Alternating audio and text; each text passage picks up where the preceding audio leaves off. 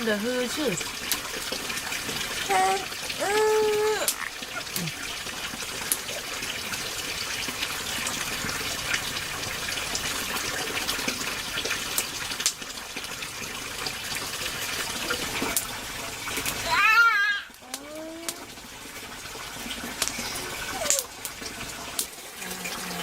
Đây đây của con đây, của con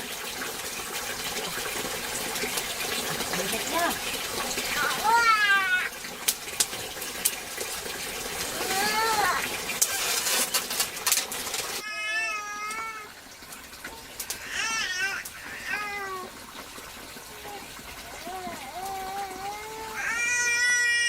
Mẹ đây rồi.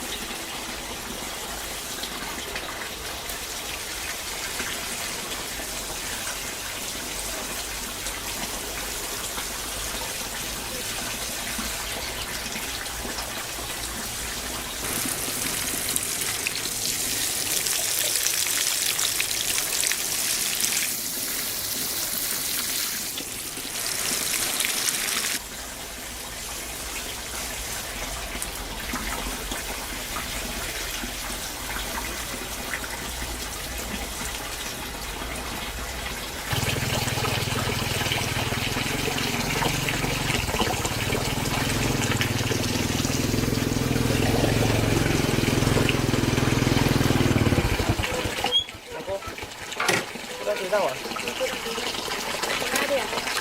À đây là một người chợ làm nghề.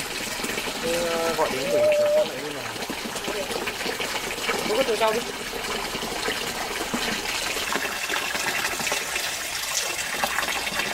Anh xem thiết kế cho tôi hai cái cửa đây và hai cửa sổ nữa. Anh thiết kế để tôi dọn nốt đồ đạc nhà thôi. Cô Ly ơi, Tôi đây có việc gì vậy anh? tôi đang bảo như này này, cho hai đứa nhỏ ra xuống qua nằm đi. Thì bởi vì làm ở đây cỡ làm nên rất là nguy hiểm. Để tôi bế hai đứa bé ra.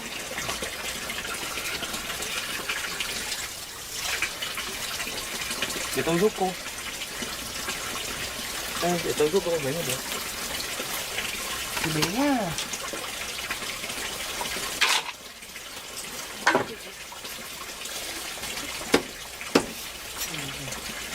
Anh chuyển đồ to rồi.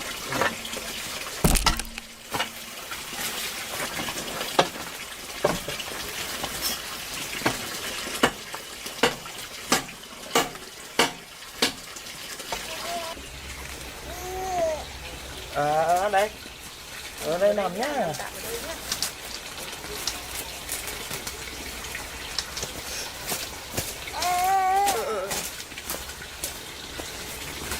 Tôi cho hai đứa nhỏ nằm đây.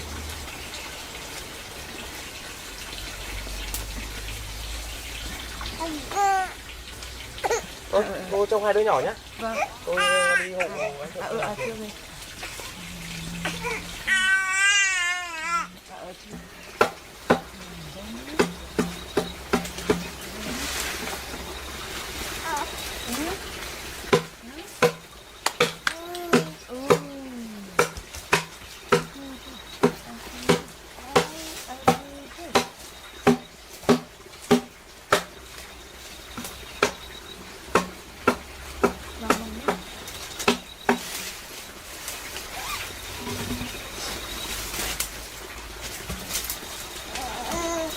Đợi tí nhá.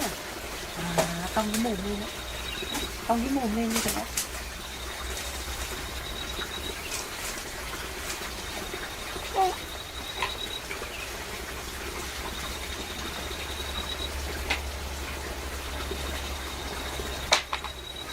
Cái này được không?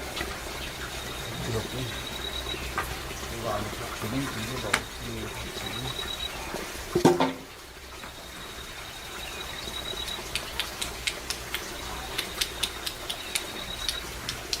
Ăn tay đấy, ăn tay đấy.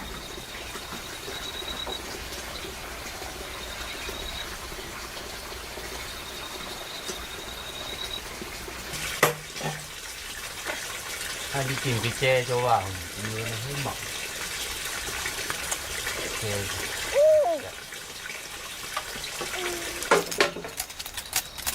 Anh Sơn ơi. có chuyện gì đấy cô? Đây. Anh có thể giúp tôi trông một đứa nhỏ được không ạ? Thế cô định đi đâu à? Tôi định ra vườn hái một chút rau để nấu cơm. Vậy thì để tôi trông một đứa thôi. Cô cứ đi đi. Cô bé nhá. Con ở với chú nhá. Để mẹ đi hái rau. Cô có thể điệu không? Anh giúp tôi điệu thằng cò vậy.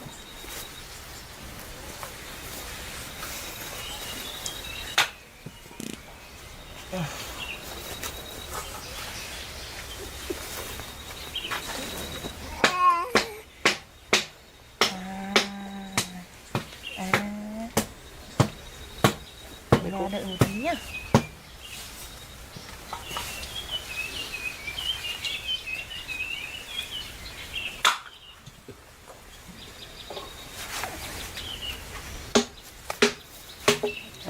Chú bé nhá. Chú bé nhá.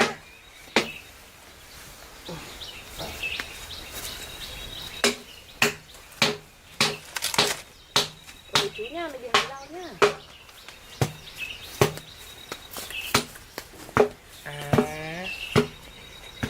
Cái gì á? Cho mẹ đi lấy rau nhá. Chú bé một tí nhá. Cho em làm sửa nhà nhá.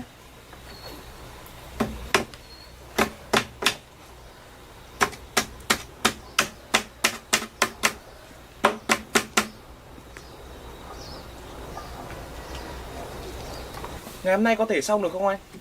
Chắc xong được đấy anh ạ. Anh cố gắng xong giúp tôi nhé. Vâng vâng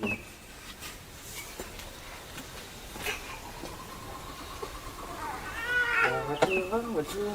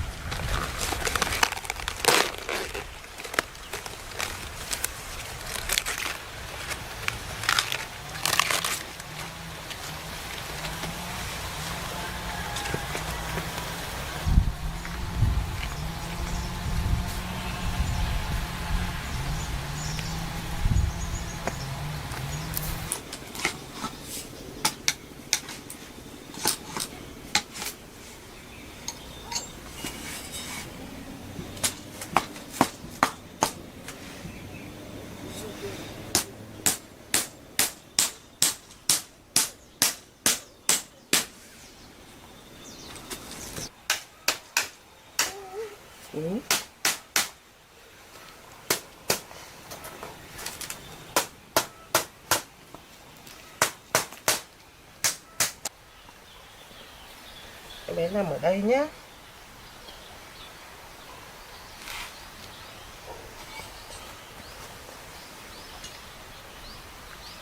À, em bé nằm ở đây nhá. Chú đi làm việc nhé.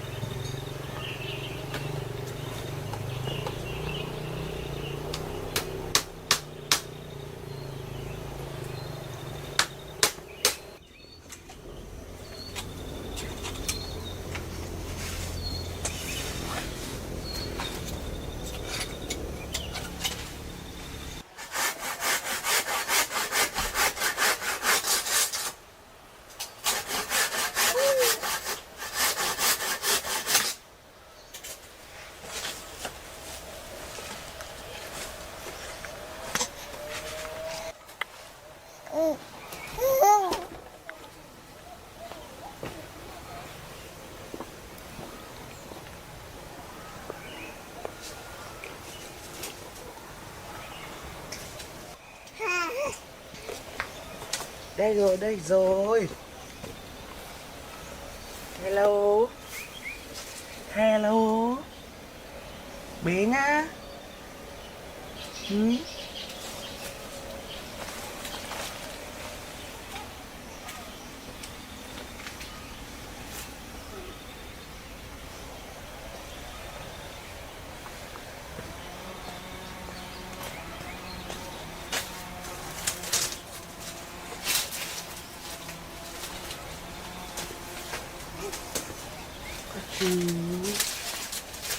mình sắp có nhà mới rồi.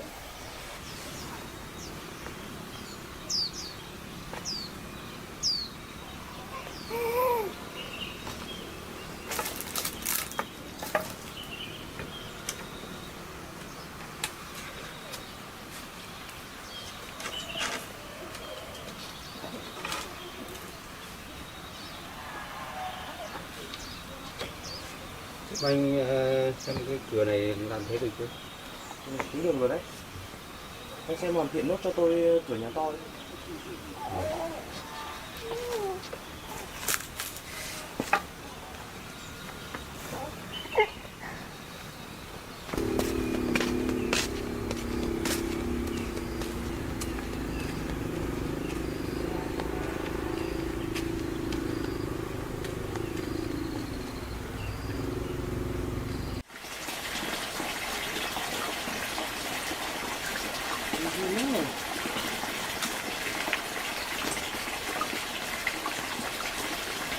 Cái bé có ngoan không anh?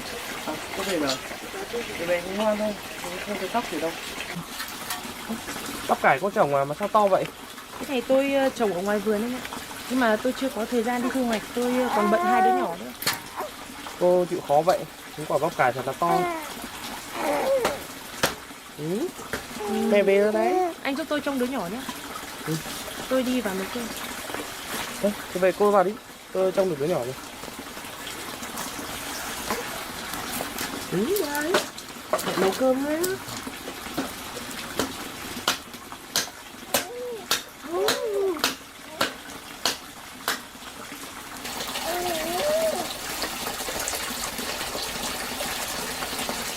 Cũng gần xong rồi nhỉ? Không ở đây. Cái cửa vẫn có thể dùng lại được chứ? Đây là có tuyệt vời rồi. Mình cứ tiếp tục làm.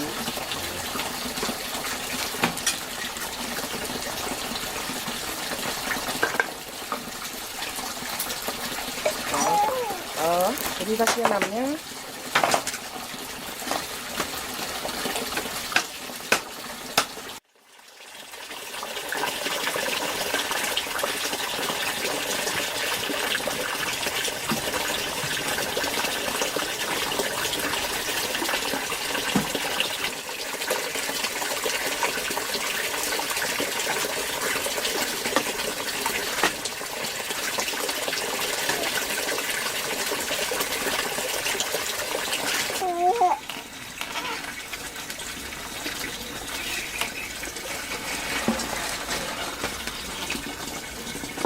Thôi như vậy được rồi anh ạ.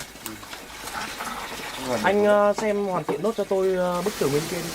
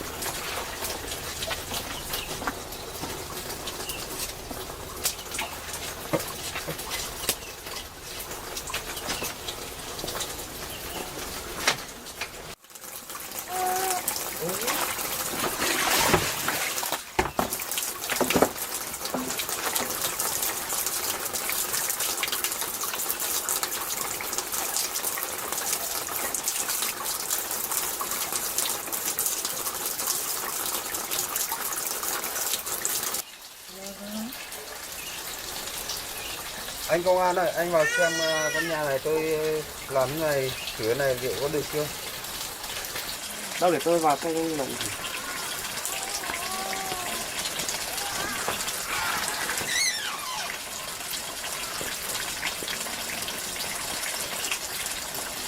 Thì anh xem đây cái cửa này lắp như này liệu có được chưa?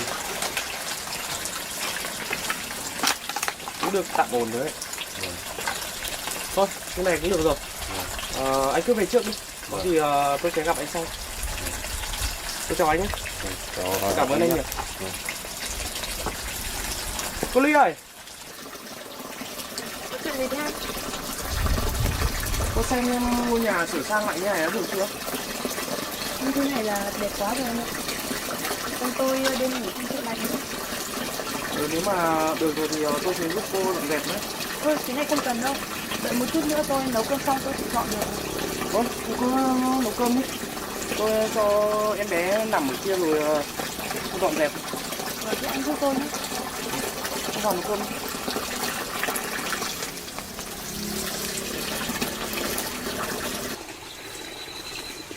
Thế, em bé nằm ở đây nhá.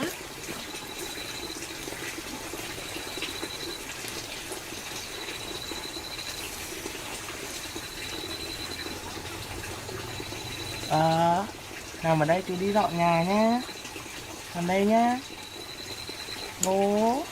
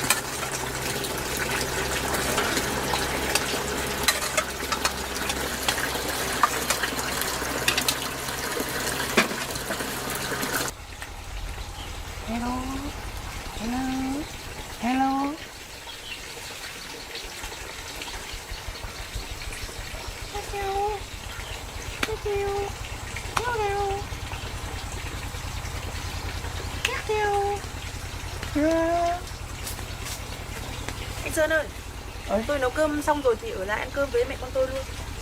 Thôi, chắc là tôi về thôi. Mẹ con cô ăn đi. Tôi nấu xong rồi cứ ở lại ăn cơm với tôi.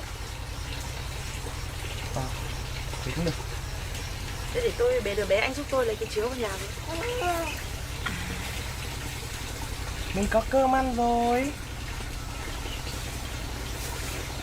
Đấy, cô cứ vào trong đi tôi.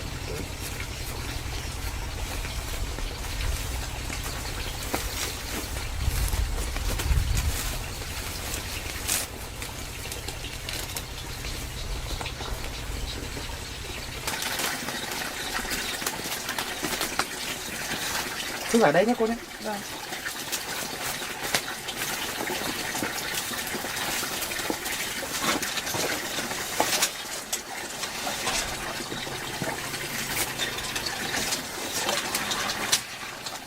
Đây cô bỏ đứa nhỏ đây cái gì?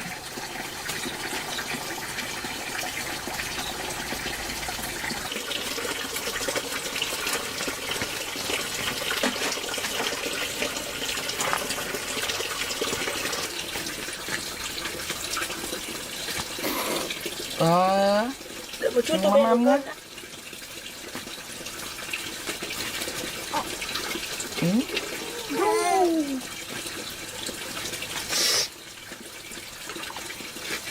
Tiến nằm đây nhá. Nằm đây nhá.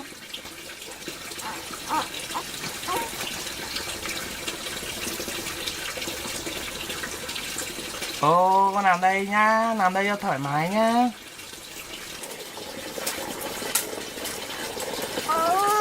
Ô, đây.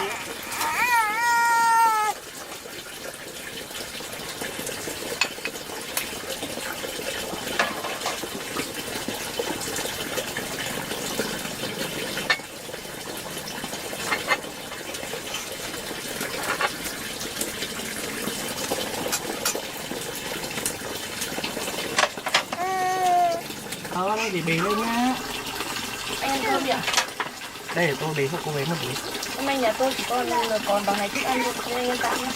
Thôi, ăn có gì ăn đấy mà cô ăn đi. Cái này ăn nhá. Anh ăn cơm đi ạ? Cô ăn đi.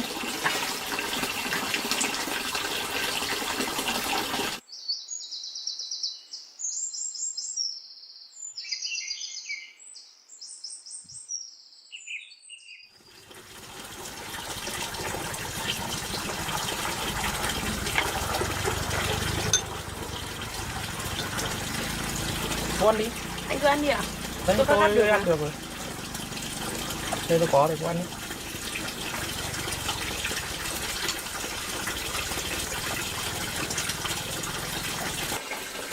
Ăn cơm đi, tôi ăn no rồi. Tôi ăn đủ rồi. Anh giúp mẹ con tôi nhiều như thế này, mẹ con tôi không biết làm như thế nào thì chả ơn anh. Có gì đâu, tôi thấy mẹ con cô thì cũng vất vả nên tôi giúp đỡ được phần nào thôi. Thì căn nhà giờ cũng sửa sang lại được rồi. Nhưng mà không gió thì không thể lùa vào được rồi. Nhỏ chắc cũng đã đói rồi. Anh ăn no chưa? Cô no rồi cô... Để tôi dọn nha. Cô làm đi.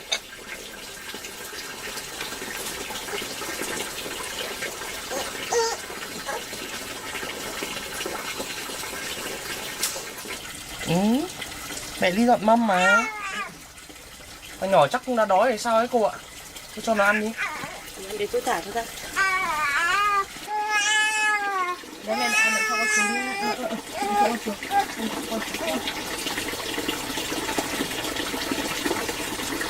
Ồ, chắc nó đói rồi cô ạ. Từ sáng cô đã cho nó ăn chưa? Từ sáng đã ăn rồi anh ạ. Ôi trời.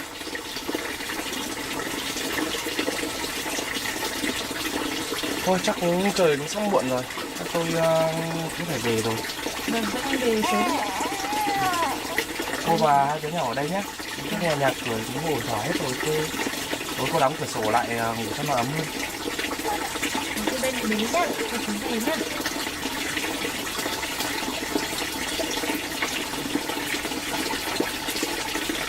chắc hai đứa nó cũng đói rồi, tôi cho nó ăn. Vâng. Thôi, tôi về đây. Vâng. Cầm cái mặt. Đi cầm mặt. Ôi, Vâng. Ăn đi.